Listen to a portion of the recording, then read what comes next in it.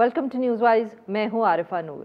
आज प्रोग्राम में सबसे पहले हम बात करेंगे जो माशी सूरत हाल है, ख़ास तौर पे बजट आने वाला है और इसी हवाले से आजकल एक दफ़े फिर जो पाकिस्तान तहरीक इंसाफ की हुकूमत है और साथ में पाकिस्तान मुस्लिम लीग नवाज़ अपोजिशन की जो सबसे बड़ी जमात है, उनके दरमियान बहस छिड़ी हुई है बजट को लेके, इकॉनमी को लेके, मईशत को लेके।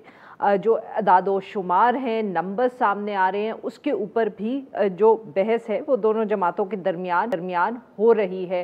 ख़ास तौर पे क्योंकि अगले हफ्ते जो वफाकी बजट है उसको पेश किया जाएगा। आज जो हुकूमती मुआशी टीम थी उसने एक प्रेस कॉन्फ्रेंस की, जबकि जो पाकिस्तान मुस्लिम लीग नवाज़ है उन्होंने भी एक प्री बजट सेमिनार का इनेकाद किया। दोनों जो इवेंट्स थे उनके ऊपर जो गुफ्तगू हुई, जो मुआशी बयानात सामने आए, इल्ज़ामात सामने आए, वो बिल्कुल मुख्तलिफ थे।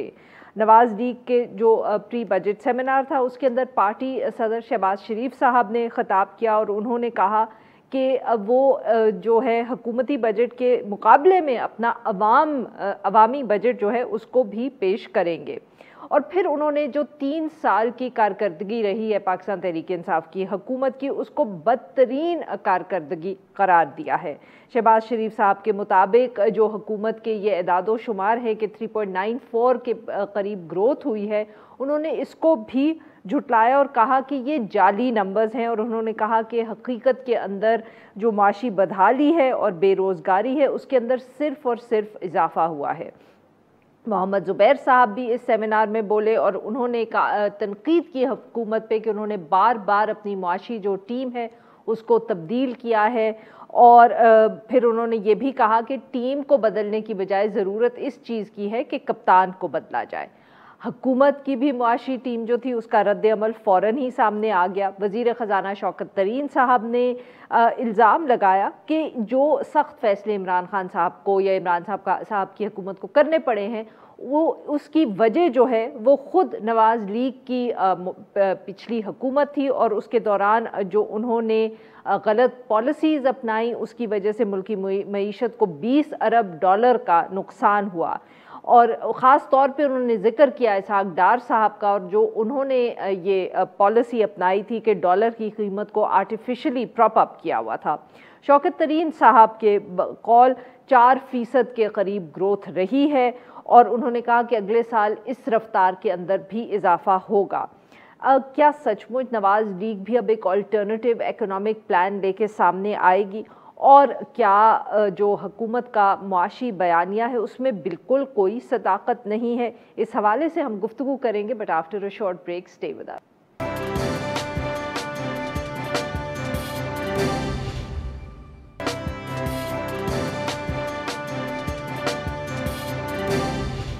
वेलकम बैक नाज़रीन। हम गुफ्तगू करेंगे तफसील से जो मुआशी सूरत हाल है। अगले हफ्ते बजट आ रहा है। आज पाकिस्तान मुस्लिम लीग नवाज़ ने भी एक प्री बजट सेमिनार किया, हुकूमत पे सख्त तनकीद की, हुकूमती बेंचेस से भी उसका जवाब आया। उन्होंने भी एक प्रेस कॉन्फ्रेंस मीडिया टॉक की, उसके अंदर बात की मसाइल की।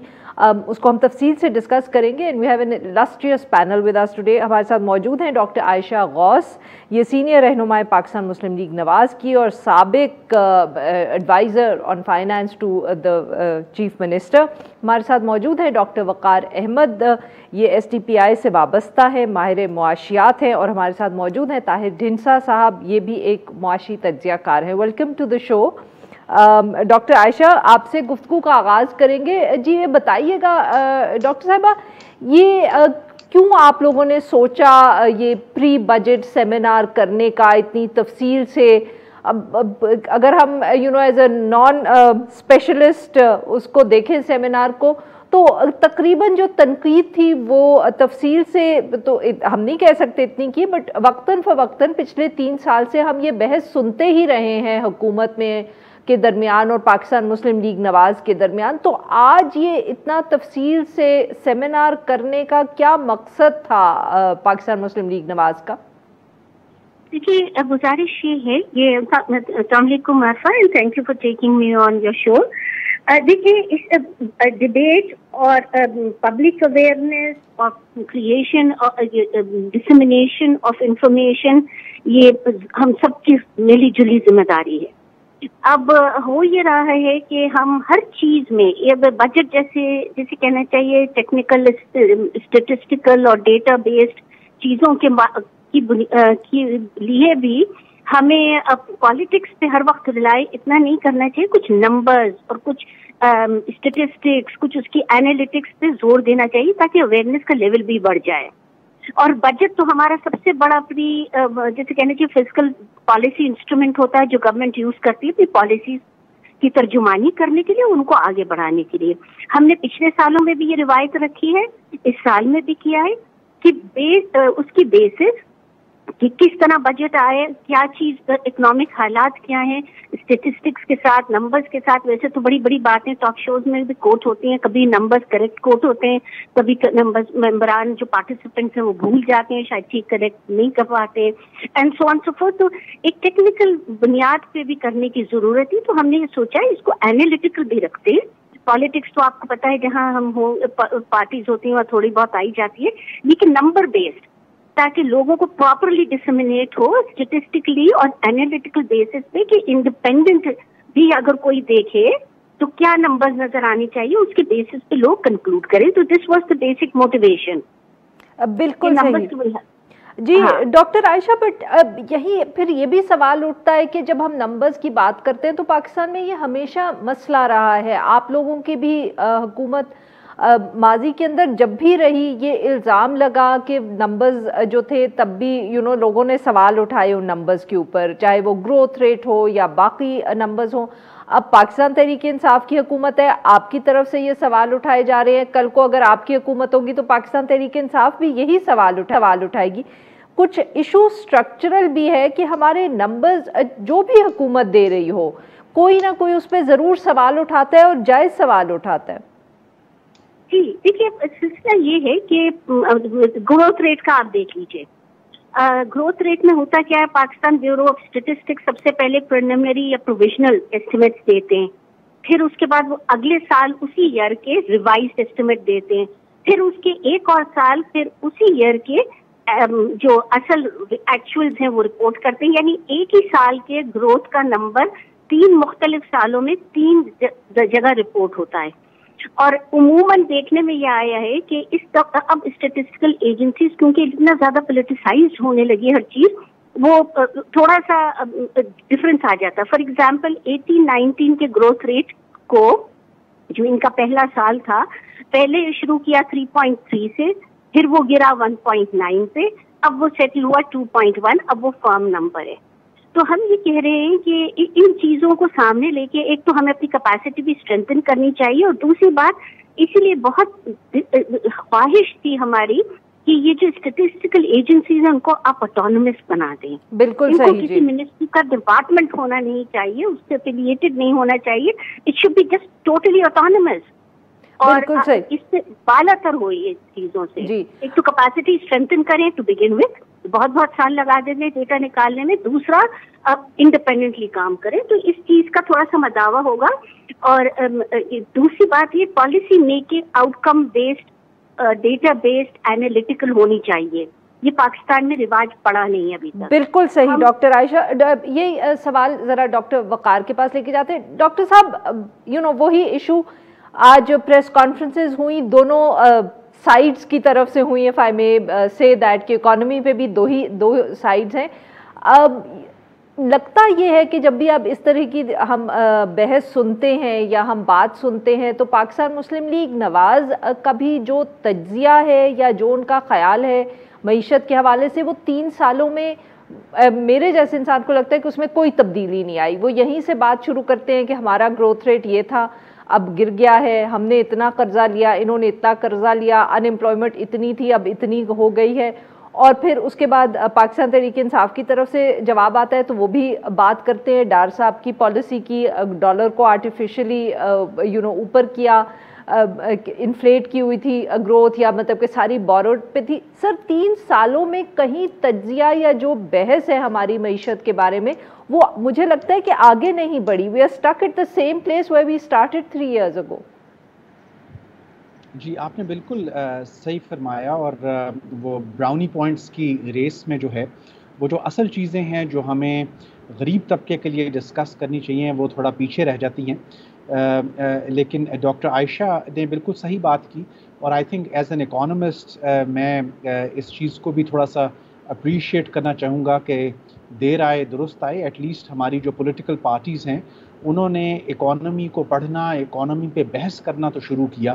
پہلے تو یہ ٹرینڈ ہی نہیں تھا، اور ڈاکٹر صاحبہ کی یہ بات بھی بالکل درست ہے کہ ابھی بھی جو ٹرینڈ ہے وہ زیادہ ایویڈنس بیسڈ نہیں ہے. اور جس طرح آپ نے کہا کہ جو نمبرز اسٹیٹسٹیکل اداروں سے آ رہے ہیں ان نمبرز کی کریڈیبلٹی کو امپروو کرنے کی ضرورت ہے. وہ کریڈیبلٹی تبھی امپروو ہوگی جب وہ ادارے جو ہیں وہ اسٹرینتھن ہوں، وہ ادارے جو ہیں وہ انڈیپینڈنٹ سٹینڈ لے سکیں. آپ نے پروگرام کے ابتدائیے میں گروتھ نمبرز کی بات کی، اور نیچرلی ہر سال گروتھ نمبرز جو ہیں وہ ڈائریکشن تو شو کر دیتے ہیں، لیکن ان کا جو میگنیچیوڈ ہے کہ وہ کتنی ہائی گروتھ ہے وہ کنٹروورشل بن جاتی ہے. تو میرے نزدیک جو ہے اس دفعہ جو گروتھ نمبرز بتائے گئے ہیں ان میں جو گروتھ آئی ہے وہ کم معنی رکھتی ہے، کیونکہ بہت ساری یہ جو گروتھ ہے یہ ڈیٹ اور قرضہ جات کی وجہ سے آئی ہے. گورنمنٹ نے کافی جنرس جو ہیں وہ پرائیویٹ سیکٹر کو قرضے دیے ہیں تاکہ کسی طرح ریوائول ہو سکے. لیکن میرے لیے زیادہ اہم بات یہ ہے کہ ہم ان سیکٹرز کے اوپر مائنیوٹلی اسٹڈی کریں، بحث کریں جن سیکٹرز میں گروتھ نہیں آ سکی. فار ایگزامپل کپاس کا جو سیکٹر ہے، کاٹن کا جو سیکٹر ہے وہ 16% گر گیا اور ہم اس کی بات نہیں کرتے. اسی طریقے سے آپ کی مائننگ ہے، ٹرانسپورٹ سیکٹر ہے، الیکٹریسٹی اینڈ گیس ڈسٹریبیوشن ہے. یہ وہی پاکستان بیورو آف اسٹیٹسٹکس کی جو اسٹیٹسٹکس ہمیں بتا رہی ہیں کہ ان تمام سیکٹرز میں نیگیٹو جو ہے وہ گروتھ رہی ہے. اور ان سیکٹرز کے ساتھ ایک کثیر لیبر فورس ہے جس کے لائیولی ہوڈز جو ہیں وہ جڑے ہوئے ہیں. ہمیں تھوڑا سا اس نمبر کو unpack, overall G D P کی گروتھ جو ہے 3.94%، اس کو ان پیک کر کے ان سیکٹرز کی بات کرنی چاہیے جن سیکٹرز میں گروتھ نہیں آ سکی. بالکل صحیح. جی طاہر ڈھینسا صاحب، سر آپ کس طرح دیکھ رہے ہیں جو نمبر ہے، اور خاص طور پہ جو ڈاکٹر وقار نے بات کی کہ جہاں گروتھ نہیں ہے، خاص طور پہ کاٹن پہ، کیونکہ ہم ایگریکلچر کے حوالے سے، زراعت کے حوالے سے آج کل بہت بات ہو رہی ہے کہ اکانومی کو گرو کرنا ہے. آبویسلی حکومت بار بار ایکسپورٹس کا ذکر کرتی ہے کہ مگر جب تک ایگریکلچر میں ہم بہتری نہیں لائیں گے تو سر کہا جاتا ہے کہ فرق زیادہ نہیں پڑے گا. جی بسم اللہ الرحمن الرحیم. ایکچولی اس کو پولیٹیکل اکانومی ہے یہ، اور اگر اسے سمجھنا ہو تو بنیادی طور پہ ہمیں یہ سمجھنا چاہیے کہ فینس کی دونوں سائڈ پہ جو پولیٹیکل پارٹیز ہیں وہ کلیم یہ کر رہی ہیں کہ ہم نے زیادہ اچھا کیا اور انہوں نے زیادہ اچھا نہیں کیا. اس کا کیا مطلب ہے؟ اس کا مطلب ہے کہ وہ یہ کہہ رہے ہیں کہ عوام کے لیے جس مینڈیٹ پہ ہم رہے یا آئے ہم نے ڈیلیور کیا اور انہوں نے چوری کی. یہ بنیادی طور کے اوپر یہ ایک دوسرے سے بات کر رہے ہیں، جس کا مطلب یہ ہے کہ اگر ہمیں دوبارہ موقع دیا جائے تو ہم اپنی پرفارمنس کو ریپیٹ کریں گے اور زیادہ اچھا. اب اس نمبر کو تھوڑا سا ان پیک کر لیتے ہیں. پاکستان کی اکانومی جو ہے وہ $300 بلین کی تھی، جسے جی ڈی پی سمجھا جاتا ہے، جو آرٹیکل 4 کنسلٹیشن ورلڈ بینک وغیرہ IMF کرتے ہیں. یہ کرنچ ہو کے 270 بلین کی رہ گئی. آبادی پاکستان کی 2.2% سے بڑھ رہی تھی، اور پچھلے 2 سال 1.7 اور 8% گروتھ آتی رہی. اب یہ 3.9 کو اگر آپ ٹرانسلیٹ کریں تو یہ 1.8 یا 9% بنتی ہے گزشتہ 3 سالوں میں. اس کا مطلب یہ ہوا کہ آبادی کی رفتار سے یہ تقریباً 0.5% نیگیٹو گروتھ آتی رہی ہے. لوگوں کی ریئل انکم میں اور ویجز میں یہ ٹرانسلیٹ ہوئی ہے، یعنی پاکستان اوورال غریب ہوا ہے. اب آپ یہ کہیں کہ وہ شہباز شریف صاحب جو بات کر رہے تھے کیا وہ سچ ہوئی؟ وہ بھی سچ نہیں تھی، کیونکہ جس وقت وہ گئے اس وقت جو فزیکل ڈیفیسٹ تھا وہ تو جو تھا وہ ہم سب کو معلوم ہے، بٹ ایکسٹرنل اینڈ پہ ہم بالکل ڈیفالٹ کے دہانے پہ تھے، اور آل ٹائم ہائی جو تھا وہ اس میں گیپ تھا جو ایکسٹرنل اکاؤنٹ کا، اتنا کہ مجبوراً دوستوں سے پیسے مانگ کے اپنے اکاؤنٹ میں ہمیں پلیس کرنے پڑے، جس کے نتیجے میں جب IMF آیا تو IMF نے ہمیں بڑا سخت ظالمانہ پروگرام دیا، فرنٹ لوڈڈ دیا، اور انٹرسٹ ریٹ کو انہوں نے کہا اوپر رکھیں، جو کہ غلط تھا. کیونکہ جو انفلیشن تھی وہ تو فوڈ انفلیشن تھی، اور انفلیشن تو وہ انٹرسٹ ریٹ سے کریڈٹ اپ ٹیک، تو وہ جو 3 سال گزرے اس میں کنسولیڈیشن ہوئی ہے. کچھ لانگ ٹرم مسائل ہیں، جیسے ڈاکٹر وقار بالکل ٹھیک کہہ رہے تھے کہ سرکولر ڈیٹ ہے، بجلی آپ بناتے مہنگی ہیں بیچتے سستی ہیں، اور جو درمیان میں گیپ ہوتا ہے وہ ہمارے آئی پی پیز کے ساتھ ایگریمنٹ ہے، وہ گیپ جو ہے وہ پول ہوتا جاتا ہے. اب وہ جو ڈیٹ پول ہوتا جاتا ہے، مجھے یاد ہے کہ بہت پہلے بھی انہوں نے ایک وہ ہولڈنگ کمپنی بنائی تھی. تو اکانومی کے بڑے اسٹرکچرل ایشوز ہیں، جو اسٹرکچرل ایشوز جب تک ریزالو نہیں کیے جائیں گے، ان میں سے میں خود ایک ایگریکلچر فیملی سے مطلب ایز اے جرنلسٹ ہونا یا بالکل صحیح سر. یہی سوال if I may take it to doctor Ayesha. Doctor Ayesha, یہی ایشو ہے کہ مطلب کہ آج آپ لوگوں نے بھی خاص اس کی بات نہیں کی، جو اسٹرکچرل ایشوز ہیں جہاں ریفارم کی ضرورت ہے اور شاید سب جماعتوں کو ساتھ آنے کی، اکٹھا ہونے کی ضرورت ہے. شہباز شریف صاحب نے ایک سے زیادہ مرتبہ چارٹر آف اکانومی کا ذکر کیا، بٹ آج جب موقع تھا تو پھر وہی تنقید ہم نے سنی جو ہم پتہ نہیں ایز آئی سیڈ 3 سال سے تو میں سنتی آ رہی ہوں. رادر دین کہ ہم بات کرتے یا آپ لوگ بات کرتے کہ یہاں جو اسٹرکچرل ایشوز ہیں، چاہے وہ سرکولر ڈیٹ کے حوالے سے ہو یا ایکسپورٹس ہماری جو ہے بیونڈ اے سرٹن پوائنٹ بڑھتی نہیں ہیں، یا جیسے ڈاکٹر وقار نے ذکر کیا ہے کہ اگر کاٹن کے اندر گروتھ نہیں آئی تو اس کی کیا وجہ ہے؟ دیکھیے، یہ پوائنٹ بالکل ویلڈ ہے کہ جس اسٹیٹ آف اکانومی میں ہم ہیں، یہ ہم اس وقت بھی سمجھ رہے تھے جس وقت ہم یہ گورنمنٹ آئی تھی 2018 میں، اور یہ بات ابھی بھی اتنی ہی ویلڈ ہے. In fact it is even more needed now کہ آپ دیکھیے جو اسٹرکچرل ریفارم ہوتا ہے وہ پینفل انہیرنٹلی ہوگا، اور جب خاص طور پہ جب آپ کی جو ملک کا جس پہ ہم اس وقت ایشوز جس کا آئیڈینٹیفائی کر رہے ہیں، میں یہ اپنے آپ سمجھتی ہوں کہ we have lived beyond our means کافی سال as a country, as a nation, and we continue to. اب اس میں ہمیں 2 کام کرنے، یا تو اپنے مینز بڑھانے یعنی ٹیکسیشن اور ریسورسز بڑھانے، وہ کسی نہ کسی طبقے کو ہٹ کرے گا، ورنہ پھر ہمیں اپنے خرچے کم کرنے، جو سبسڈیز اور باقی چیزیں ہم دے رہے ہیں یا اور خرچے کر رہے ہیں وہ ہمیں کم کرنے، وہ بھی کسی کو ہٹ کرے گا. تو جب یہ اتنے پولیٹیکلی ڈیفیکلٹ ڈیسیشنز ہوتے ہیں تو یہ نیشنز کے لیے ضروری ہے کہ سب مل بیٹھیں، اس کو پالیٹکس اس میں سے نکالیں، نمبر اسکورنگ پوائنٹ اسکورنگ نکالیں، اور وہ کام کریں جو ہم سمجھتے ہیں ہمیں اس سارے اس ایشو سے، اس اسٹیٹ سے نکال لے گا، اور ایک سسٹینڈ گروتھ کی پاتھ پہ جو ایکویٹیبل بھی ہو ہم چل پڑیں گے. ہماری گروتھ ٹریجیکٹری جو ہے وہ 5.5 رہی ہے، وہ ہمیں بھی حاصل کرنے میں مشکل ہو رہی ہے. ہمیں 6.5 تک لے جانا ہے، اس لیے کہ ایک فاسٹ ریپڈ گروئنگ نیشن ہے، ینگسٹرز آ رہے ہیں، ہم ان کو ایبزارب ہی نہیں کر پا رہے ہیں، نوکریاں نہیں دے پا رہے ہیں، اس لیے کہ اکانومی میں ہے ہی نہیں گنجائش. تو ڈاکٹر عائشہ معاف کریے گا آپ کی بات یہاں کاٹ رہی ہوں، بٹ یہی تو آج پھر بات کیا ہم امید نہیں کر سکتے کہ پی ایم ایل این کے سیمینار میں ہوتی؟ نہیں، یہ ہو نہیں پایا. کیونکہ جب ہم نے یہ باتیں اس طرح کی تو لوگ پولیٹیکل پارٹیز نے پی ٹی آئی کھل کے کہتی ہوں پولیٹیکل پارٹی کیا، اسمبلی کے فلور پہ اور بارہا فورمز پہ یہ کہا گیا لیجیے اب ہم سے مصالحت این آر او مانگ رہے ہیں. اب پوائنٹ یہ ہے کہ وی ور ڈسکریجڈ، سم آف اس جو بہت پش کر رہے تھے اس چیز کو، ہم تو خود اپنی پارٹی میں امبیرس ہو گئے کہ یہ تو ہماری ویکنس سمجھی جا رہی ہے. یہ انیشیٹو گورنمنٹ لینا چاہیے، یہ گورنمنٹ لیتی ہے، جو اپوزیشن پش نہیں کر سکتی. گورنمنٹ کو چاہیے وہ یہ بات اتنی اپنے پاس ذہن رکھے، اتنا وزڈم اس کے پاس ہونی چاہیے کہ ایگوز سے نا اسٹیٹس مین نہیں بنتے. جو اسٹیٹس مین ہوتے ہیں ان کی ایگوز نہیں ہوتی جو اپنے آپ کو دیکھتے ہیں، وہ پہلے اپنے لوگوں کا سوچتے ہیں، بعد میں اپنے بارے میں سوچتے ہیں. ان کو چاہیے تو انیشیٹو لے. ہمیں بارہا ڈسکریج کیا دیا گیا. البتہ میں پرسنلی پارٹی کے بہاف پہ نہیں، اپنے بہاف پہ تو ڈیفینیٹلی کہہ سکتی ہوں کہ اس کے بغیر ہمارے اس کے علاوہ چارہ نہیں ہے. بالکل صحیح جی. Painful measures and we all need to consent and sit. ایک نیو سوشل کانٹریکٹ کی ضرورت ہے جہاں ہم سب مل بیٹھ کے کہیں ہاں ہمارا انٹرسٹ یہاں کمپرومائز ہو رہا ہے، بٹ ہم اس لیے اگری کر رہے ہیں کہ آئندہ جب یہ ریفارم آ جائیں گے ہم ہی بہتر اس کا فائدہ اٹھائیں گے. سو وی need to all sit down and sit together and work on it. بالکل صحیح جی. ناظرین یہاں پہ لیتے ہیں ایک چھوٹا سا بریک. جب ہم واپس آئیں گے تو اپنے مہمانوں سے گفتگو جاری رکھیں گے. Stay with us.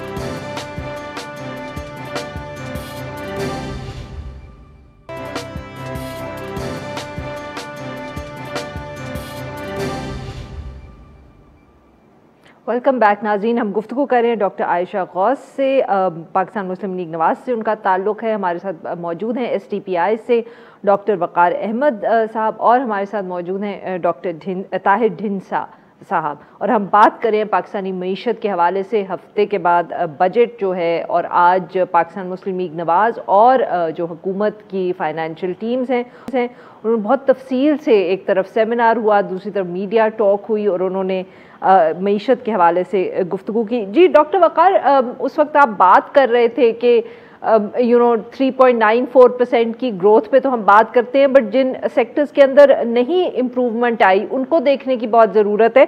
आपने बात की थी कॉटन की और ख़ास तौर पे ट्रांसपोर्ट और माइनिंग की। Would you like to explain sir कि आपको क्यों लगा कि ये तीन जो सेक्टर्स हैं इनका जिक्र करना ज़रूरी? जी, मेरा ख्याल है ये वो सेक्टर्स हैं जहाँ पे फॉर एग्जांपल अगर आप कॉटन में देख रहे हैं तो आपका जो एक्सपोर्टर है वो इतना ज़्यादा इस वक्त डिपेंडेंट है कॉटन सेक्टर की सक्सेस पे, और नेचुरली एट अ टाइम जब आपका रुपया जो था वो काफ़ी डीवैल्यू हो चुका था और एक्सपोर्टर फ़ायदा उठाना चाहते थे उस डीवैल्यूड रुपी का, वहाँ पे आपकी टेक्सटाइल और गारमेंट की एक्सपोर्ट्स बढ़ रही थी। लेकिन अब जब उनको मज़ीद स्केल अप करना था तो उनके पास कॉटन मौजूद नहीं थी, and they had to rely on imported cotton. अच्छा, अब अनफॉर्चुनेटली ये जो बेसिक रॉ मटेरियल को इंपोर्ट करना है, this is a tendency which you are seeing across the sectors. आप अगर पिछले 10 माह का डेटा देखें तो पाकिस्तान की फूड इंपोर्ट्स जो हैं, जो कि ट्रेडिशनली बहुत लो होती थी, ये food imports record high level touch कर गई हैं। पाकिस्तान ने पिछले 10 माह में $7 अरब का फूड इंपोर्ट किया है। अब इसमें सिर्फ गंदम और शुगर नहीं है जो PTI ने प्राइसेस को स्टेबलाइज करने के लिए इंपोर्ट किया था, इसमें दालें हैं, इसमें दूध है, इसके अंदर ऐसी अशिया हैं जिनमें पाकिस्तान को वैसे भी सेल्फ सफिशिएंट होना चाहिए। And it just pens me to से कि हमारी एग्रीकल्चरल प्रोडक्टिविटी जो है वो अंडर थ्रेट रही है। अभी आप देख रहे हैं कि बावजूद इसके कि गंदम की और बहुत सारी दूसरी अजनास की रिकॉर्ड आउटपुट हुई है, उसके बावजूद भी हम डिमांड नहीं मीट कर सके, उसके बावजूद भी हम एग्रीकल्चर प्राइसेस को नहीं स्टेबलाइज कर सके, और पाकिस्तान की फूड इंपोर्ट्स के ऊपर डिपेंडेंस जो है वो बढ़ती चली जा रही है।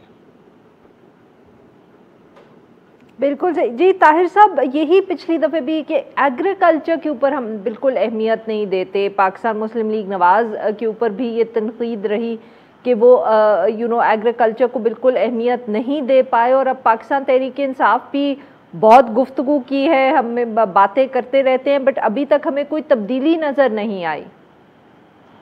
देखिए जी, अगर तो हम सच की तलाश कर रहे हैं तो हमें लॉन्ग टर्म प्रोस्पेक्टिव को ज़रूर समझने की ज़रूरत पड़ेगी, जिसको एक आध मिनट में समझाए बगैर हम आज पहुंच नहीं सकते। 1990 में इंडिया जो है, इंडिया की आबादी हमसे 6 गुना बढ़ी है, जो आज भी 6 गुना बढ़ी है। 1990 में इंडिया की इकॉनमी हमसे 4 गुना बढ़ी थी, 4 टाइम। आज इंडिया की इकॉनमी हमसे 10 गुना बढ़ी है। गुज़िश्ता 30 सालों में इंडियन इकॉनमी ने 263% ग्रोथ हुई है, हमारी सिर्फ 63% ग्रोथ हुई है। अब इस दौर में 2 पॉलिटिकल पार्टीज़ की हुकूमत रही है, पाकिस्तान पीपल्स पार्टी की और नवाज़ लीग की, और एक जनरल मुशर्रफ की। जनरल मुशर्रफ की पार्टी को मैं इसलिए निकाल देता हूँ बीच में से कि हमारा डेट प्रोफाइल हुआ था 9/11 के बाद यूएस ने, जिसका हमें $30 बिलियन का नेट फ़ायदा हुआ था। तो उससे 6% सस्टेन ग्रोथ हमें मिलती रही है, जिससे कुछ गुजारा हुआ था। ये जो बिजली की हीप हुआ है सर्कुलर डेट, ये 94 की बिजली की जो हमने इलेक्ट्रिसिटी की एनर्जी पॉलिसी थी, लेजल ओहली आई उनकी अमेरिका की थर्मल पे जाने के लिए, हालांकि डैम बन सकते थे, पाकिस्तान पीपल्स पार्टी ने की है। और ये जो अब सीपेक के साथ शहबाज शरीफ ने साहिवाल में कोयले के लगाए हैं सारे टैरिफ वगैरह, ये सारा खा जाते हैं। ये इन 2 पार्टियां जो हैं हमें यहाँ पहुँचाने के लिए मेजर तौर पे जो है वो जिम्मेदार हैं। तीसरी एक बात और आपको मैं बताऊँ, मैं तो जर्नलिस्ट हूँ, यहाँ रहूँ और हमारी फैमिली में लोग डिफरेंट प्रोफेशंस को डॉक्टर करते रहे हैं, लेकिन मैं ज़रूरी शोबे से फैमिली से हूँ।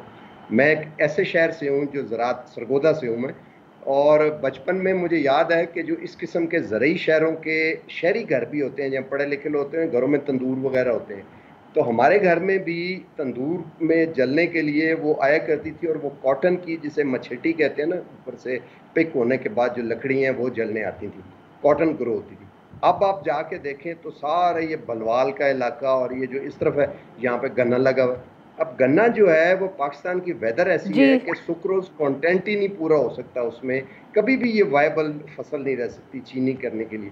تو بیسکلی جو حکمران رہے ہیں انہوں نے یہ دیکھا ہے کہ فائدہ کس میں ہو سکتا ہے، انڈسٹریلزم میں ذاتی طور کے اوپر سارا یہ بالکل صحیح سر.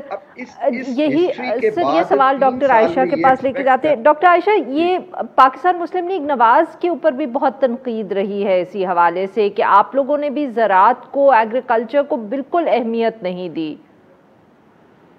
دیکھیے میری گزارش سنیے آپ، یہ اصل میں جنرل مشرف صاحب کے زمانے سے ایگریکلچر کو واقعی وہ ریکوائرڈ پرائیورٹی اور نہیں مل پائی، پالیسی میں بھی اور انسینٹو میں بھی اور صحیح ڈائریکشن میں بھی جو ملنی چاہیے تھی، نہ ایگریکلچر کو نہ پانی کو. تو اب ہوا یہ کہ ہم نے اپنے پہلے 2 سال تو ہم نے انرجی پہ فل اپنی اور ٹیررزم کو کرب کرنے میں فل انرجی لگائی، اس لیے کہ اس کی وجہ سے لوگوں کی زندگیاں خراب ہو رہی تھی، اکانومی ڈس ہی جا رہی تھی. اور گیون دیکھیے آپ کو احساس ہوگا کہ ہم ریسورس کنسٹرینڈ انوائرمنٹ میں کام کرتے ہیں، آپ ہر چیز کو ایک ساتھ ایک جیسی پرائیورٹی نہیں دے سکتے. تو فوکس تھا انرجی کو، کیونکہ 2% آف دی GDP ہم لوز کر رہے تھے کیونکہ پاور شارٹیجز تھی اور لوڈ شیڈنگ ہو رہی تھی، اور ٹیررزم کی وجہ سے بھی ہم کچھ بالکل تباہ حال تھا جب PMLN نے ٹیک اوور کیا.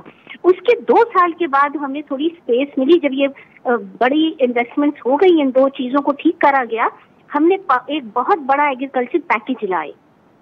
اور مجھے اچھی طرح یاد ہے وہ پیکج میں ہم نے فرٹیلائزر کو سبسڈی دی، DAP اور پوٹاش کو خاص طور پہ، تاکہ ہم جو فرٹیلائزر مکس ہے وہ ٹھیک ہو جائے، پروڈکٹیوٹی انہانس ہو.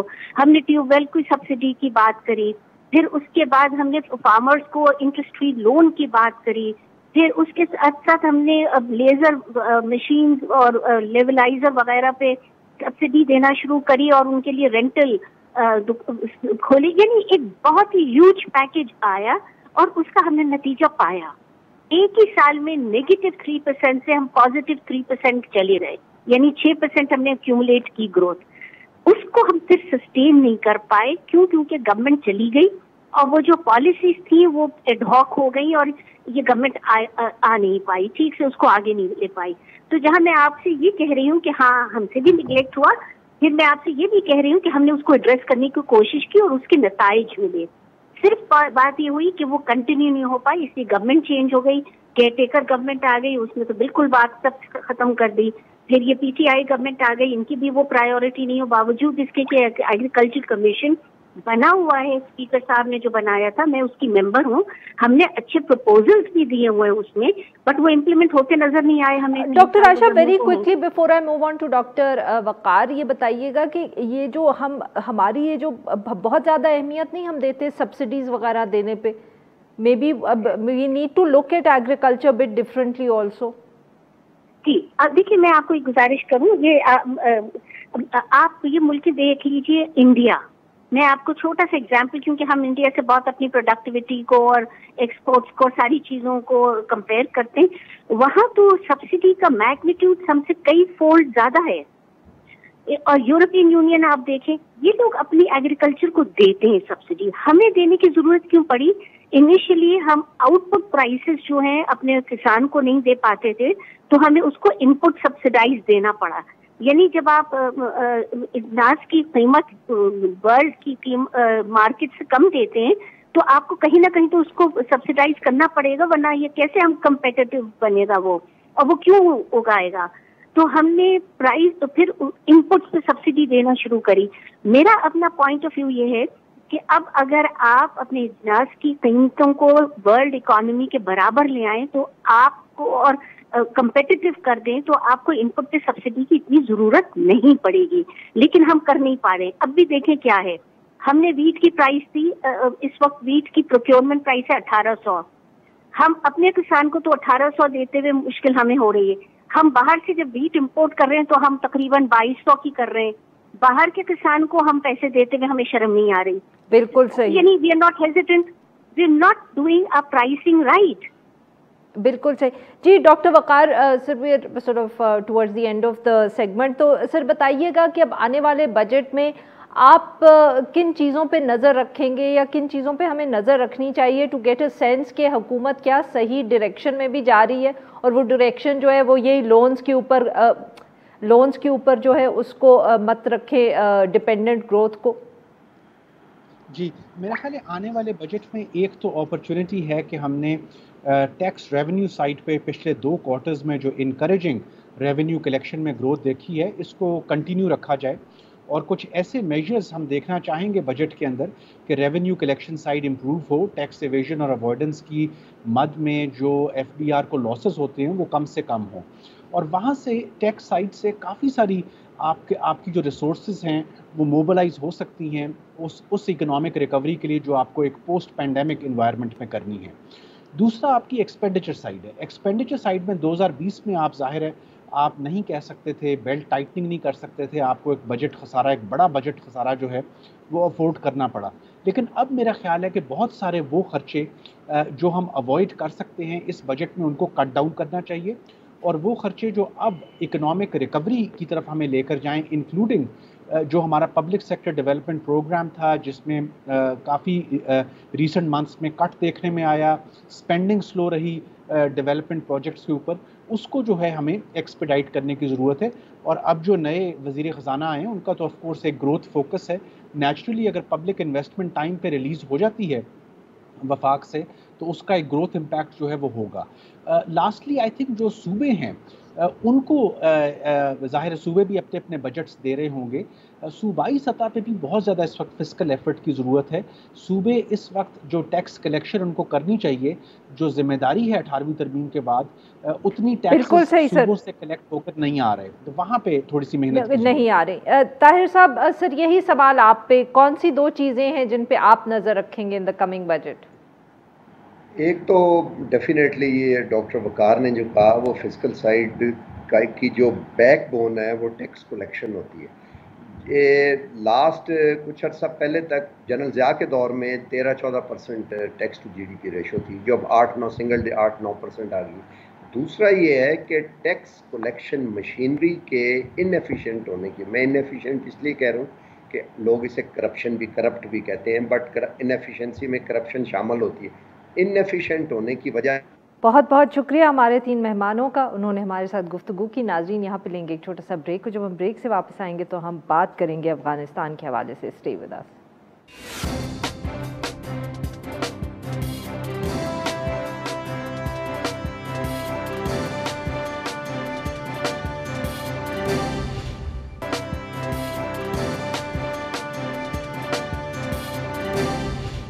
Welcome back. प्रोग्राम के आखिर में हम जिक्र करेंगे अफ़गानिस्तान के अंदर अमन और इस्तेहकाम के हवाले से, जो आज पाकिस्तान, चीन और अफ़गानिस्तान के वज़राए ख़ारजा का इजलास था। इजलास के अंदर तकरीर करते हुए वज़ीर ख़ारजा शाह महमूद कुरैशी साहब ने कहा कि अगर अफ़गानिस्तान में अमन के लिए काम किया जाए और इन तीनों ममालिक को मिलकर करना चाहिए तो फिर अमन के बाद तिजारती सरगर्मियाँ जो हैं वो भी बढ़ेंगी। मगर दूसरी तरफ अमेरिका का जो इनखला है इस अफ़गानिस्तान से फोर्सेस का, वो तेज़ी से आगे बढ़ रहा है। इस माह की आखिर तक बगराम एयर बेस जो है वो भी अफ़गान हुकूमत को के हवाले करने का ऐलान सामने आ गया है। जबकि ये भी कहा जा रहा है अमरीकी मीडिया के अंदर कि क्योंकि अब फोर्सेस वहाँ से निकाली जा रही हैं तो अमेरिका जो है वो साथ के ममालिक को देख रहा है कि कहाँ से वो अस्करी ताउन उनको हासिल हो सकता है। एयर बेसेस, एयर कॉरिडोर्स, ये सब उन्हें चाहिए ताकि वो नज़र रख सके अफ़गानिस्तान की सिक्योरिटी सूरत हाल के ऊपर। इस हवाले से गुफ्तगू करने के लिए हमारे साथ मौजूद मुल्ला यूसुफ ज़ई साहब, सीनियर सहाफ़ी हैं, तज्ज़ियाकार हैं, गहरी नज़र रखते हैं अफ़गानिस्तान पे। Welcome to the show sir. Rahimullah साहब, शाह महमूद कुरैशी साहब तो आज तिजारत की बात और इस्तेहकाम की बात कर रहे हैं, मगर जनरली इस वक्त अगर आप किसी बात करें लोगों से तो वो तो इस वक्त अफ़गानिस्तान का जो नक्शा खींच रहे हैं उसमें कुछ तिजारत की ज़्यादा गुंजाइश नज़र नहीं आती। हाँ बिल्कुल, सबसे ज़्यादा ज़रूरी बात तो सिक्योरिटी है। अगर अमन आएगा तो फिर तजारत भी होगी, ताल्लुकात भी बेहतर होंगे। तो मेरे ख्याल में उसके ऊपर तवज्जो देने की बहुत ज़रूरत है, तवज्जो दी जा रही है। लेकिन आपने देखा कि बैनुल अफ़गान मुज़ाकरात जो पिछले साल सितंबर में शुरू हुए थे उसमें कोई ख़ास पेशरफ़्त नहीं हुई। अब फिर एक उम्मीद पैदा हुई है कि शायद दोहा में मुज़ाकरात होंगे और अफ़गानिस्तान से मुज़ाकराती टीम के कुछ अरकान दोहा पहुँचे भी हैं और तालिबान भी कह रहे हैं कि ये इम्कान है कि कोई तारीख रख दी जाए और मुज़ाकरात शुरू हो जाए। अगर ये दोहा में मुज़ाकरात होते हैं तो एक उम्मीद की किरण तो होगी कि बातचीत कम अज़ कम हो रही है और शायद वो इस्तांबुल कॉन्फ्रेंस जो है वो जल्दी ना हो सके कि तजवीज़ अमेरिका ने। बट रहीमुल्लाह साहब माफ़ करिएगा सर, आपकी बात काट रही हूँ, पर इस वक्त जो वक्त इतना कम है, अगर इस्तांबुल में कोई मुज़ाकरात दोबारा शुरू भी हो जाते हैं, बट उन्होंने तो इतनी आगे तक जाना है कि अब क्या वक्त बचा है कोई?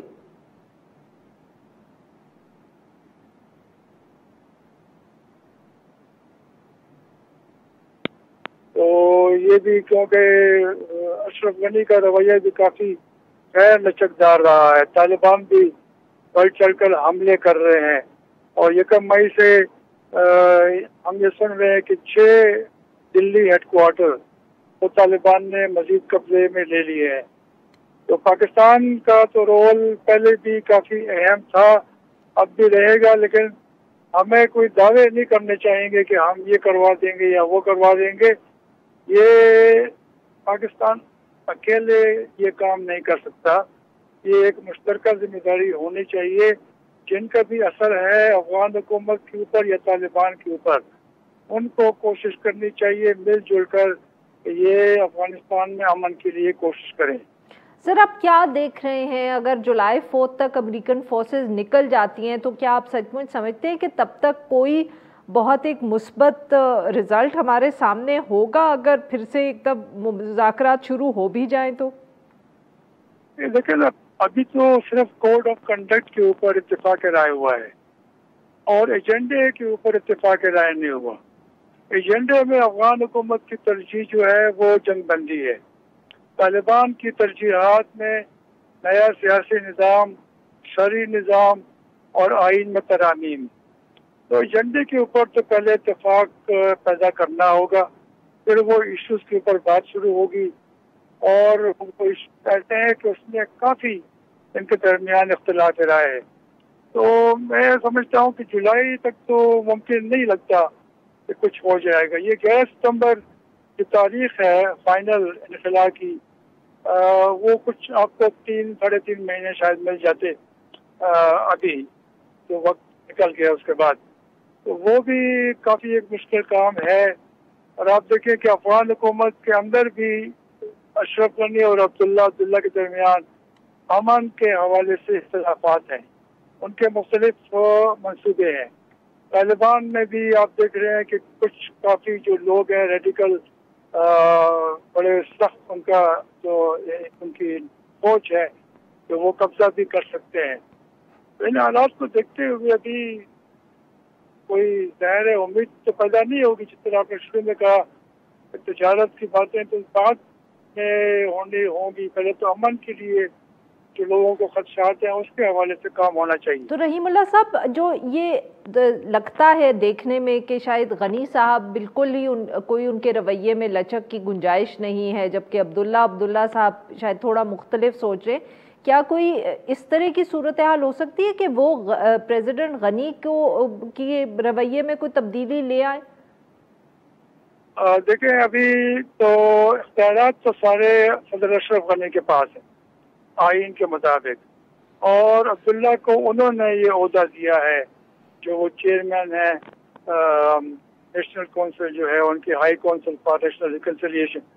तो अगर कोई फैसला करना है वो तो अशरफ गनी ने कहा है। उस दिन अशरफ गनी तर्जुमान ने भी कहा कि ये जो हाई काउंसिल है उसके पास कोई इख्तियार नहीं, ये सदर की मर्जी होगी। तो इन हालात में अगर ये भी आपस में इनकी इख्तलाफात होंगे उसे पेशरफ्त कैसे हासिल करेंगे? अशरफ गनी ऐसे दिखा रहे हैं जैसे कोई बहुत बड़ी ताकत है, हालांकि उनकी ताकत उनके पाँव के तले से निकल रही है आहिस्ता आहिस्ता। اور ان کی فوج کا مورال بھی کمزور ہے.